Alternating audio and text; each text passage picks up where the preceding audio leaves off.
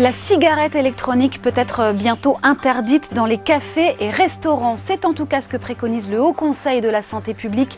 Le vapotage pourrait inciter à consommer du tabac. Jeudi 25 février, bonjour à tous, voici les autres titres que nous allons développer dans votre 12-13. Des milliers de PV jugés illégaux à Paris. Il s'agit des contraventions dressées avant 2015 pour stationnement irrégulier en zone résidentielle le samedi. On vous explique tout dans un instant. La fin des sacs plastiques dans le commerce, c'est pour le 1er juillet. Les entreprises qui en fabriquent, elles, doivent s'adapter dès maintenant. Illustration dans ce journal. Et puis notre dossier du jour sera consacré aux légumes oubliés. De nombreuses variétés ont été remises au goût du jour. C'est le cas notamment du chou de Pontoise. Pourquoi un tel succès? On en parle avec Stéphane Marie, le jardinier de Silence ça pousse sur France 5. Bonjour. Bonjour. À tout à l'heure. Et si la cigarette électronique était interdite comme le tabac dans tous les lieux publics? Elle l'est déjà dans les écoles et les transports en commun, mais le Haut Conseil de la santé publique veut aller plus loin que la loi santé. Alors qu'en pensent les vapoteurs, les cafés et les revendeurs? Réaction recueillie ce matin par Johan Dorion et Nicolas Mettauer. Dans ce café parisien, il est déjà rare de voir en salle ce geste, le vapotage. La cigarette électronique a beau être autorisée, le café n'est jamais plongé dans un brouillard de vapeur. C'est très discret, ça sent pas beaucoup, donc ça dérange pas. Puis il y a une infime partie de la clientèle qui vapote, donc ça dérange pas les autres. Pour autant, si les préconisations du Haut Conseil de la santé publique sont appliquées, les vapoteurs devront rejoindre les autres fumeurs en terrasse. Pour lui, il faut l'interdire dans tous les lieux publics, ce qui ne choque pas les clients que nous avons rencontrés.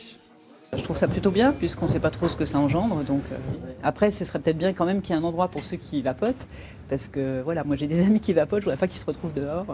Bon, je pense que ça serait assez logique vu qu'on a interdit les cigarettes normales et qu'on ne connaît pas exactement les conséquences sur la santé et pour les personnes à côté des gens qui fument. Oui, c'est assez logique. Si on interdit la cigarette, autant interdire la cigarette électronique. Oui.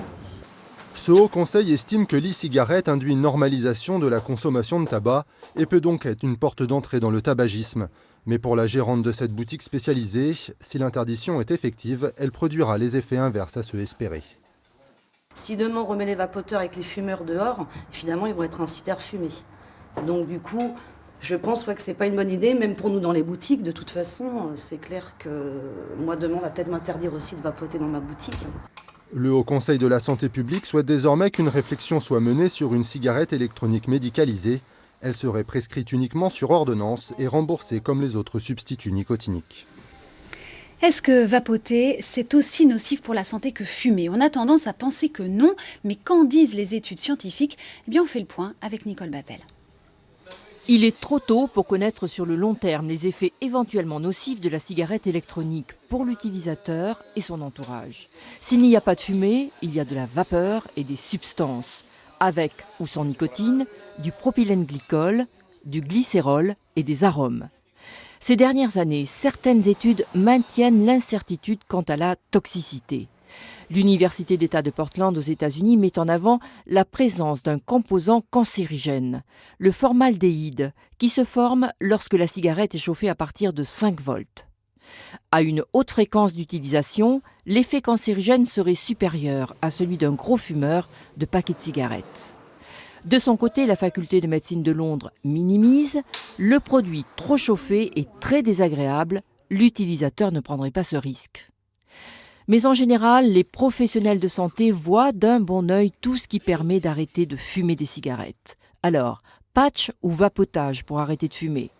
Les deux contiennent de la nicotine. Certaines cigarettes électroniques n'en contiennent pas. Le Haut Conseil de la santé publique, le HSCP, affirme qu'il n'y a pas de supériorité radicale entre les deux pour stopper le tabac. Pour ne pas banaliser l'utilisation de la cigarette électronique, le HSCP préconise même de la délivrer sur ordonnance, comme les autres produits de sevrage tabagique.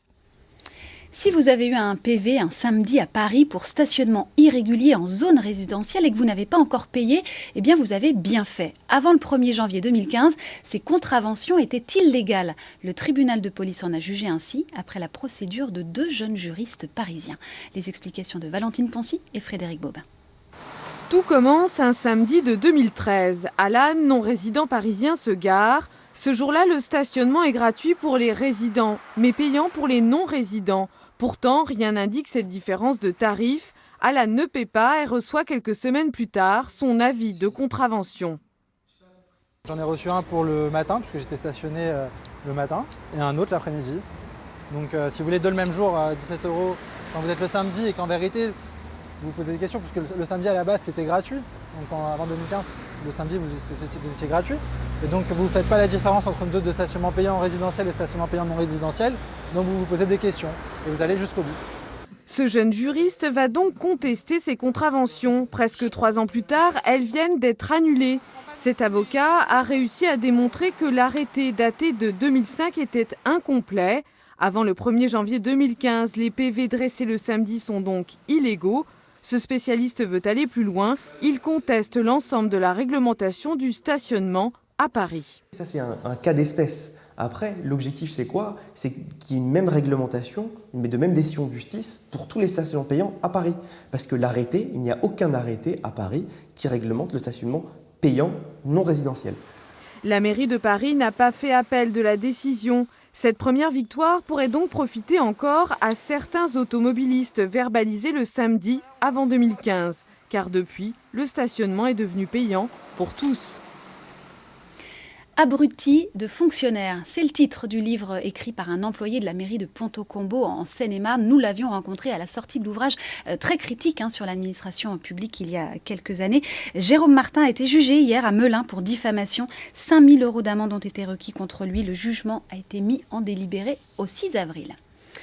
Dans l'actualité également, les sacs en plastique, c'est bientôt fini. À partir du 1er juillet, ils seront interdits dans les commerces, mais déjà les entreprises qui les fabriquent ont vu baisser leur production. Il faut donc trouver de nouveaux débouchés. Exemple à Paumeuse en Seine-et-Marne avec Farid Benbekay et Philippe Aliès. Il était censé disparaître dès janvier. Revoici finalement le sachet plastique. Faute de décret, son interdiction est repoussée. Il n'empêche, au plan économique, le mal est fait. Carnet de commandes en baisse chez les fabricants. Sylvain Léonard compte sur ces granules plus écolos pour séduire les clients. C'est garanti sans impact carbone, il n'y a pas de carbone dedans. Il a fallu partir sur d'autres moyens, sur d'autres modèles économiques que le commerce, que le sac sorti de caisse. Pour rester compétitif, il s'agit donc de réorienter la production avec des sachets comme ceux-là, du plastique destiné au secteur médical ou à l'aérospatial, car l'interdiction ne devrait finalement concerner que les sachets légers distribués dans le commerce, à l'exception des plastiques biodégradables. Les sacs qui sont plus concernés aujourd'hui sont ces types de sacs, ces sacs bretelles, qui sont inférieurs à 50 microns. Les achats que les commerçants font aujourd'hui, c'est très, très compliqué pour eux de prendre une réelle décision sur l'avenir parce qu'ils ne savent pas si le sac qu'ils utilisent aujourd'hui sera ou non dans les clous et sera autorisé. En quelques années, l'activité a chuté d'un tiers. La fin du sachet plastique a ébranlé tout un secteur d'activité. C'est un effet sur le coût, puisqu'on va passer de 15-20 microns à du 50 microns pour être dans le décret. L'interdiction des sacs à usage unique doit entrer en vigueur le 1er juillet. Et cette fois, aucun sursis, panier ou caddie, hautement conseillé. Et dans vos paniers et vos caddies, il y a de plus en plus de légumes oubliés. Panais, topinambour, rutabaga, vous aimez les cuisiner, vous en cultivez aussi dans vos jardins. On va en parler avec vous, Stéphane Marie, bonjour. Bonjour. Vous animez l'émission Silence ça pousse tous les vendredis soirs sur France 5. Alors en Ile-de-France, de nombreuses variétés de légumes anciens ont été réhabilitées. C'est le cas notamment du chou de Pontoise qui est cultivé par un maraîcher de Neuville-sur-Oise dans le Val d'Oise et qui a séduit les plus grands chefs étoilés. Regardez. Comme il aime à le dire, Laurent Bérurier est né dans les choux. C'est sur cette petite parcelle au milieu des habitations qu'il cultive à l'ancienne son héritage, le chou de Pontoise. Encore récolté à la main, ce chou à la couleur pourpre réserve bien des surprises gustatives. Ce chou est vraiment exceptionnel. Les feuilles sont très douces. Souvent les choux qu'on trouve traditionnellement, les hybrides, sont un peu acides quand on les mange. Là, celui-là, il est vraiment très doux, donc la feuille est très fine et il a une petite sucrosité que vous ne retrouverez pas sur aucun chou. Le secret de ce chou, le voici. Ces graines précieusement conservées dans ce bocal, l'échantillon d'un trésor familial transmis de père en fils depuis 4 générations. La fameuse graine, on la trouve dans ces branchages nés du cœur d'un chou non récolté. Cette variété de Pontoise remonte au XVIIIe siècle, à l'époque de Napoléon Ier. Laurent Bérurier est aujourd'hui l'un des derniers à en posséder la souche pure.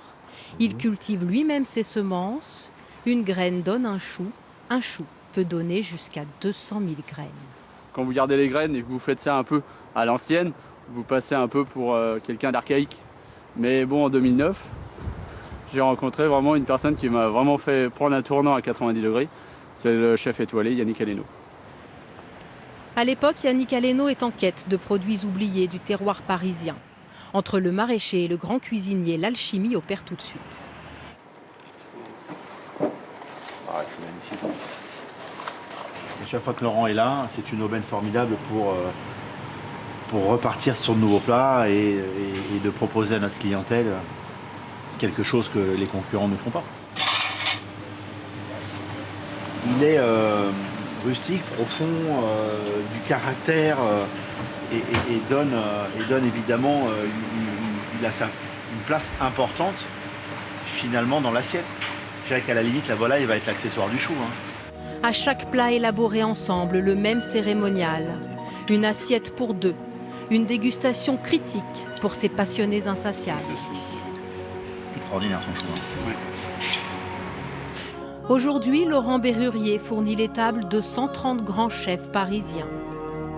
Finalement, c'est peut-être aussi dans les choux que naissent les belles histoires. Stéphane Marie, quand on entend parler Yannick Aleno, Laurent Bérurier de ce chou de Pontoise, on se dit qu'il y a un vrai intérêt gustatif. C'est vrai pour toutes ces variétés anciennes? C'est vrai pour beaucoup de ces variétés anciennes qui nous apportent des saveurs oubliées et des textures que nous n'avons pas l'habitude de rencontrer. Qu'est-ce que vous nous conseillez, vous, de tester, de goûter? Bon, on a oublié un peu les crônes, qui ont été introduits au 19e siècle après un gros coup de publicité et ont disparu ensuite. On a oublié les topinambours, on en parle un peu plus. La poire de terre est un légume fabuleux, une sorte de tubercule de dahlia qui devient énorme pendant l'hiver, avec une chair de poire très savoureuse. J'ai découvert il y a peu de temps le pourpier d'hiver, la clétonne de Cuba, une salade toute charnue, comme un pourpier, avec plein de vitamine A, de vitamine C, d'oméga 3. Il faut chercher. Mais c'est pas un effet de mode, c'est pas un effet bobo, tout ça? Non, je crois que c'est le contre-effet d'un appauvrissement qu'on a connu dans les années 60. Il y a de moins en moins de variétés disponibles dans le commerce et pour le coup, notre curiosité nous emmène vers ces légumes oubliés afin de les réinventer. Alors si on veut les cultiver, justement, on les trouve où, toutes ces graines magiques? Les catalogues de graines, il y a des grainiers avec des catalogues extrêmement riches. J'en ai rencontré un la semaine dernière au Salon du Végétal. Il y a 500 types de 500 variétés de légumes à disposition du consommateur, enfin du client, du jardinier. Il faut faire ses commandes maintenant pour pouvoir semer dès le mois prochain. D'accord, et c'est facile à cultiver? C'est pas plus compliqué, d'autant plus que ce sont des variétés traditionnelles qui sont adaptées à des cultures, à des modes de culture ancestrales, donc forcément moins difficiles. Résistantes, c'est ça? Oui. Ouais, pas besoin. Ouais, Non, il n'y a pas. Il y a les tomates, les nouvelles tomates ont des peaux très fragiles. Tous ces hybrides sont faits pour produire et surproduire, alors que les variétés plus traditionnelles ont une rusticité qui leur donne plus de solidité. Et c'est pas trop cher, ces graines?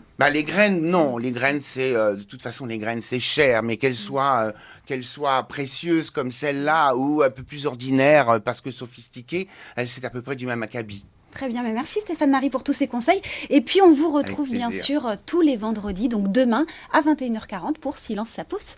C'est sur France 5. Merci. Et demain justement, le dossier du 12-13 sera consacré au Salon de l'Agriculture. Nous serons en direct du Parc des Expositions à la Porte de Versailles, au plus près des agriculteurs et de leurs animaux pour une page spéciale. On attend vos commentaires et vos questions sur les réseaux sociaux. Allez, on termine ce journal avec notre série sur le Centre Pompidou. Aujourd'hui, on part à la découverte des ateliers pour les enfants, une initiation à l'art moderne, gratuite et ludique. Le mercredi, à Pompidou, c'est le jour des ateliers. Une pelle, un seau, un bac à sable, les petits inventent la maison de leurs rêves les parents retrouvent leurs réflexes de grands bâtisseurs. Depuis quelques semaines, le rituel du château de sable accapare des familles entières. Moi, je fais une espèce de maison un peu bizarre, avec un toit rond. À chacun sa construction, l'atelier permet de faire face aux défis d'une architecture imaginaire, tout en partageant un moment ludique. C'est très créatif, toujours, et surtout en hiver, de venir ici et jouer avec du sable sans être à la mer, c'est vraiment un plaisir incroyable, je trouve. Autre thématique, autre âge. Dans le studio 13-16 dédié aux ados, Art Discount propose d'apprendre à détourner une œuvre d'art. Des objets de grande consommation aux images produites par les plus grands artistes contemporains, il n'y a parfois qu'un pas. Le bleu de Klein, du coup Après, je vais utiliser les taches, c'est-à-dire que je vais prendre le bleu et ensuite je vais asperger le sac. Exercice du jour, créé à la manière d'Yves Klein, connu pour son amour inconditionnel du bleu, Mélanie est une habituée. Déjà, ce qui est bien, c'est que les activités, elles changent tout le temps. Donc, on peut venir et redécouvrir plein de choses. Avec un prénom prédestiné à l'art, qui sait, Merveille vient tout spécialement de Bobigny. On est comme dans un cocon un peu et c'est convivial, donc ça donne envie plutôt que de faire ça tout seul chez soi. C'est mieux de le faire ici. En plus, on a tout le matériel, donc pourquoi pas. Chaque année, 8000 adolescents fréquentent cet espace. Gratuit, 200 000 personnes profitent des ateliers. On s'intéresse à tous les publics, à tous les âges, depuis les bébés quasiment jusqu'aux âges déjà bien certains. Et ce qui nous importe, c'est que ce croisement de public, cette diversité de public, de toutes origines culturelles, sociales, professionnelles, puissent se sentir à l'aise au Centre Pompidou. Ainsi va le Centre Pompidou, du sous-sol aux étages, l'art est partout, dans tous ses états. On y joue les apprentis artistes, on y médite et on s'y inspire. Bref, on s'y élève. Dans les coulisses de Beaubourg, une série réalisée par Maude de Bohan et Marie Chambrial, montage signé Cécilia Ngoc. Tous les épisodes sont bien sûr à retrouver sur notre site internet France 3 Paris. C'est ainsi que s'achève cette édition. À suivre la météo et le journal de la rédaction nationale présenté par Emmanuel Lagarde. Ce soir, vous retrouverez Carla Carrasquera pour l'info dans votre région. Très bel après-midi, à demain.